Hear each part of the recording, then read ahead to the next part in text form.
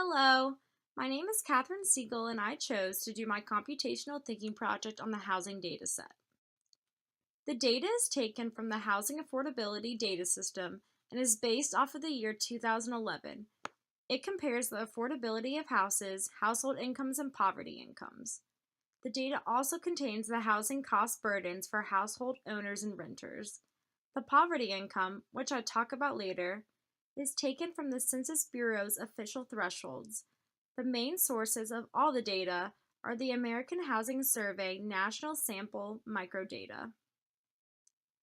While learning about this data, I came up with a few questions. One question I had was, what are the average monthly costs in relation to the household's average income? Something else that also interested me was figuring out which region was the most poverty-stricken in the United States. My data was organized into one dictionary with multiple lists, such as age, area median income, bedrooms, etc. Each list ended in NIT or float, which means that each list either ended in a whole number or a decimal.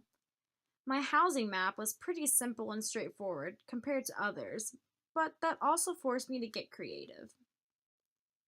So my first visualization, shown as a scatter plot, shows the relationship between a family's annual household income and their monthly housing cost. It shows that families with a higher income usually have higher monthly housing cost.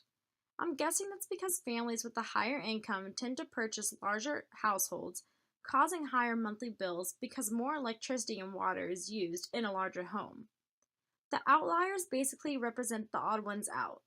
There are some families that bring in a wealthy annual income but choose to spend their money on other places besides their home, like traveling. And then there are some less wealthy families who choose to get larger homes, even though they might not necessarily be able to afford them. My second visualization, shown as a bar graph, shows the region with the highest poverty income and the lowest poverty income, or the region that's the most poverty-stricken compared to the region that's the least.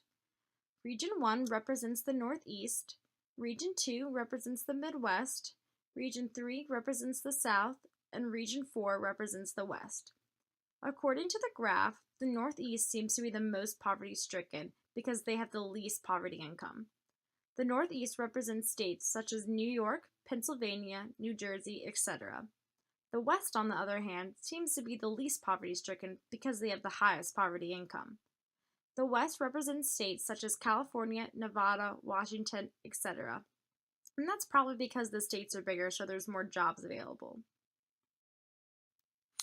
So poverty income, housing cost, where you live, and annual incomes can all have social impacts. I believe that homeowners experience the biggest impact. They're the ones paying the rent, deciding where to live, and balancing out what they can and cannot afford when it comes to purchasing a home. People looking for a home are also balancing what they can and cannot afford, and have to make decisions based on how much they are going to want to pay per month, according to their annual income. Real estate agents are also affected when trying to sell a home. They have to keep in mind what the client is looking for and what they can afford. They also want to show them homes in the nicest areas possible to make the home seem more attractive. So they would probably try to avoid the extremely poverty-stricken areas.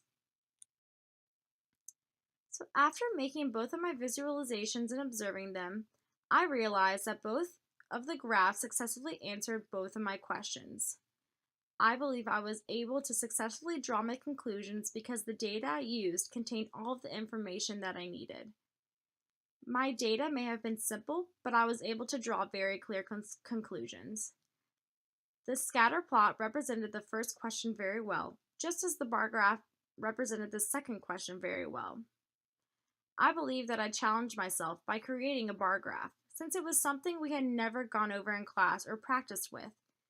Even though it was a challenge, it was very successful in presenting the information that I wanted it to. Both graphs displayed the information very clearly and got the point across. Although this project brought upon some obstacles, I was able to overcome them and present exactly what I wanted to. So I'd like to thank Corey Bart and Dennis Kaffer for all their help and for providing me with the help I needed for answering all of my questions. My project would not have been complete without you. Thanks for listening.